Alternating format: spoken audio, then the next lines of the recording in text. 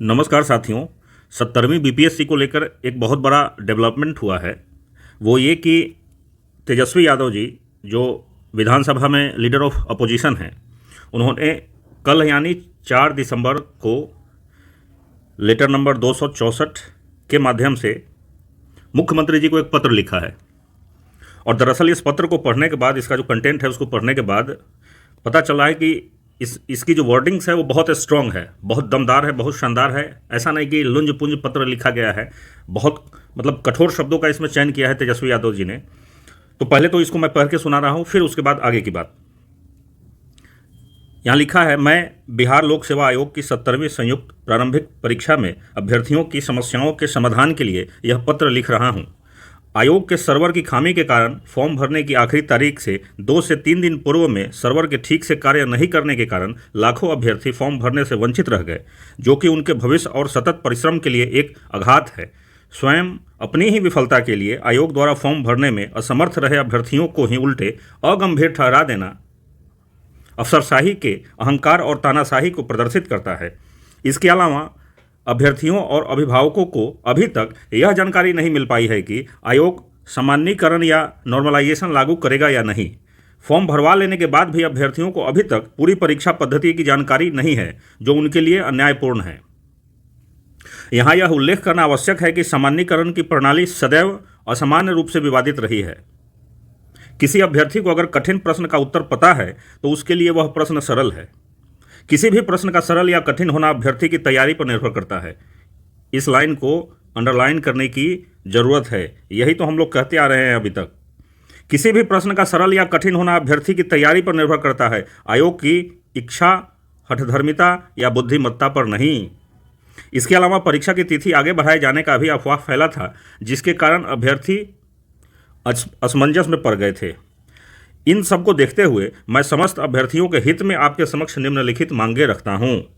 मांग नंबर 1, परीक्षा फॉर्म भरने के लिए अभ्यर्थियों को 5 अतिरिक्त दिन दिए जाएं, ताकि आयोग की नाकामी अथवा सर्वर की खामी के कारण जो अभ्यर्थी फॉर्म नहीं भर सकें वे फॉर्म भर पाएं। मांग नंबर 2, आयोग 70वीं बीपीएससी की प्रारंभिक परीक्षा की तिथि आगे बढ़ाए। प्रारंभिक परीक्षा की तिथि आगे बढ़ाए, अंडरलाइन करने वाली बात है, ताकि अभ्यर्थियों को पर्याप्त समय मिल सके। तीसरा, नॉर्मलाइजेशन पर अपनी नीति स्पष्ट की जाए। उचित होगा कि सामान्यीकरण की विवादित और अन्यायपूर्ण प्रक्रिया से बचा जाए। सामान्यीकरण की विवादित और अन्यायपूर्ण प्रक्रिया से बचा जाए।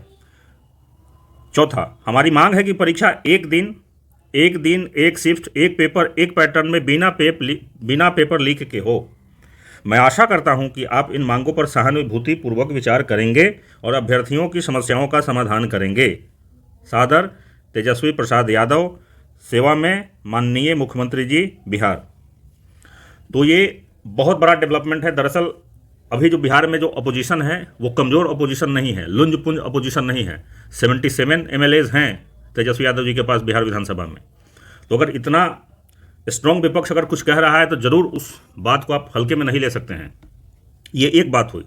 लेकिन अब क्या करना है आपको, देखिए कल एक और बीपीएससी का ये लेटर वायरल हुआ।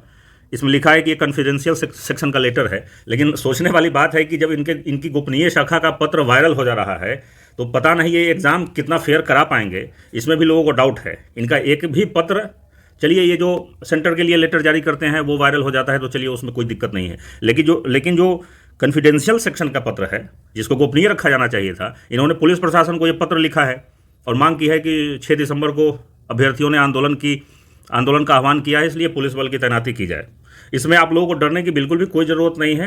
स्वाभाविक है कि आंदोलन का जो है वो दिन तय हो रखा है। 6 दिसंबर को लोगों ने आह्वान किया है कि बीपीएससी के पास पहुँचिए, तो एहतियातन आयोग वहाँ सुरक्षा व्यवस्था पुख्ता करेगा। इसमें कहीं से कोई दिक्कत नहीं है। पुलिस हमारी सुरक्षा के लिए होती है। आप लोग शांतिपूर्वक वहाँ जाएंगे, बैठेंगे, अपनी मांग बीपीएससी के समक्ष रखेंगे, इसमें कहीं से कोई दिक्कत नहीं है। लेकिन अगर आप सोच रहे होंगे, आप लोग, दरअसल ये वीडियो बनाने का मेरा मकसद यही है, बहुत छोटा रखूँगा इसको। अगर आप लोग सोच रहे होंगे कि तेजस्वी यादव जी के लिख देने से ही आपकी मांगें मान ली जाएंगी, तो आप भ्रम में हैं, भूल मत करिए। इससे इतना हुआ कि आपकी जो डिमांड है उसको एक ऑथेंटिसिटी मिल गई है, उसको एक बैकअप मिल गया है अपोजिशन का। कल जब आप वहाँ जाएंगे तो अपोजिशन भी आपके साथ होगा। पुलिस प्रशासन को भी पता होगा कि विपक्ष भी इन छात्रों के पीछे खड़ा है, तो आपके साथ कोई भी गलत बर्ताव पुलिस करने से पहले 100 बार सोचेगी, बीपीएससी 100 बार सोचेगा। आप ही आयोग के चेयरमैन होते तो क्या करते? जरा एक बार सोच के देखिए कि क्या 4 लोग मुंह उठा के चले आते और उनकी मांगों को आप मान लेते? नहीं, संख्या बल ही डिसाइड करता है कि दरअसल कितने प्रभावित लोग हैं, कितने लोग चाह रहे हैं कि ऐसा होना चाहिए। तो जब आप भारी संख्या में वहां पहुंचेंगे तब आयोग को लगेगा कि नहीं, वाकई में मेरे से भूल हुई है, इतने सारे लोग प्रभावित हैं, या इतने सारे लोग चाह रहे हैं कि नॉर्मलाइजेशन नहीं हो, इतने सारे लोग चाह रहे हैं कि एग्जाम डेट को थोड़ा आगे एक्सटेंड कर दिया जाए। अभी क्या है, लास्ट का जो 10-15 दिन होता है बहुत महत्वपूर्ण होता है किसी भी परीक्षा की तैयारी के लिए। अभी का एक दिन 1 महीने के बराबर है। शायद 1 महीने में उतनी स्टडी आप नहीं कर पाएंगे जितना एक दिन में अभी कर रहे होंगे। लेकिन ये जो उहापोह की स्थिति है, कभी नॉर्मलाइजेशन को लेकर के, कभी एग्जाम डेट एक्सटेंड करने का कोई लेटर वायरल हो जाता है, तो हमारी तैयारी प्रभावित होती है इससे, क्योंकि हमारे दिमाग को कोई ना कोई बहाना जैसे ही मिलता है तो डिस्ट्रैक्शन शुरू हो जाता है। अभी हम कंसंट्रेट नहीं कर पा रहे अपनी स्टडी पर, क्योंकि पता नहीं है कि 13 को एग्जाम होगा भी कि नहीं होगा। होगा तो भाई नॉर्मलाइजेशन अगर लागू कर देंगे तो हमारी मेहनत तो पानी में जाएगी। कुछ लोग होंगे सोच रहे होंगे कि अरे हम तो घर में बैठ के पढ़ रहे हैं, हम 30 मार्क हम निकाल ही लेंगे। भैया नॉर्मलाइजेशन होगा तो ये राहत इंदौरी ने लिखा है कि लगेगी आग तो आएंगे घर कई जद में। यहाँ पे सिर्फ हमारा मकान थोड़ी है। तो नॉर्मलाइजेशन होगा तो उसकी जद में आप भी आएंगे, सीटें बिक जाएंगी और पता भी आपको नहीं चलेगा। आप सोचिए ना कि 4,83,000 मात्र फॉर्म सबमिट हुए हैं और आयोग नॉर्मलाइजेशन लाने की जिद पर है क्यों? इससे पहले 67वीं बीपीएससी में नॉर्मलाइजेशन की बात हुई थी, क्योंकि एसडीएम की सीटें तब भी थी 88, और उसके बाद 68वीं में कुछ नहीं हुआ, 69वीं में कुछ नहीं हुआ, क्योंकि एसडीएम की सीटें नहीं थी, डीवाईएसपी की सीटें नहीं थी। फिर 70वीं में दबा के डीवाईएसपी और एसडीएम की सीटें हैं, फिर नॉर्मलाइजेशन का चर्चा होने लगा। तो आप इस खेल को समझिए, आप इतना सेल्फिश मत बनिए। कल जो बुलाया गया है पटना में दिलीप भाई के द्वारा 11 बजे, आप लोग भारी संख्या में पहुंचिए और अपनी बात रखिए। माँ भी, फिर मैं वही बात कहूँगा कि माँ भी बच्चे को दूध तब पिलाती है जब बच्चा रोता है। तो आयोग को लगना चाहिए कि नहीं, अब कुछ नहीं करेंगे तो भारी बवाल हो जाएगा। बहुत सारे लोग हैं जो ऐसा चाह रहे हैं।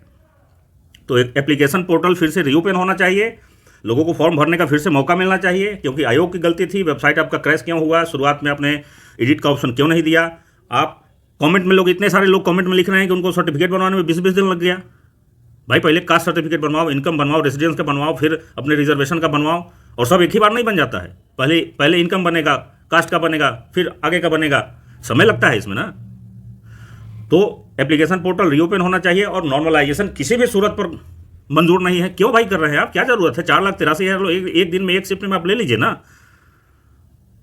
तो आप लोग कल भारी से भारी संख्या में वहां पहुंचिए। और यहां देखिए, यहाँ भूषण भी विनोदवा से कह रहे हैं, ये विनोदवा यहाँ बैठा हुआ है और ये भूषण है पंचायत वेब सीरीज के, और कह रहे हैं भूषण विनोदवा से, देख रहा है विनोद कैसे नॉर्मलाइजेशन के नाम पर खेला करने का तैयारी हो रहा है। तो आप मेरी बात ना मानिए, विनोदवा का तो बात मान लीजिए, बनराकस का तो बात मान लीजिए।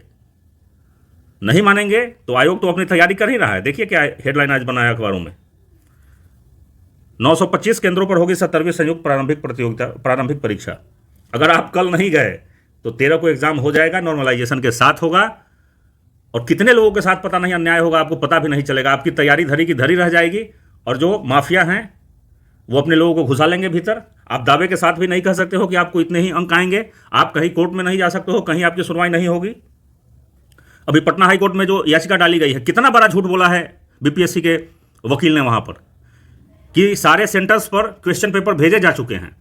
बताइए भाई, 12-15 दिन पहले कहीं क्वेश्चन पेपर भेजा जाता है सेंटर पर? एक स्टैंडर्ड ऑपरेटिंग प्रोसीजर होता है, एसओपी होता है किसी भी आयोग का, 1 से 2 दिन पहले भेजा जाता है सेंटर पर। इतना पहले आप भेज देंगे, कोई माई का लाल है कि पेपर को लीक होने से रोक देगा? लेकिन कितना बड़ा झूठ बोला है बीपीएससी के वकील ने, और पता नहीं पिटिशनर के जो वकील हैं उन्होंने इस बात को, मतलब इस बात पर काउंटर आर्गूमेंट क्यों नहीं दिया अपना, इस बात को खारिज क्यों नहीं किया, खंडित क्यों नहीं किया, बताया क्यों नहीं माई लॉर्ड को कि ये झूठ बोल रहे हैं बीपीएससी के जो वकील हैं।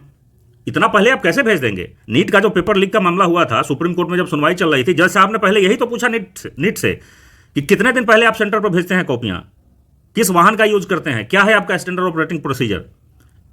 इतना 10-12 दिन पहले आप कॉपी भेज देंगे और पेपर लीक होगा, उसके बाद आयोग के चेयरमैन साहब को भगवान भी बचा पाएंगे?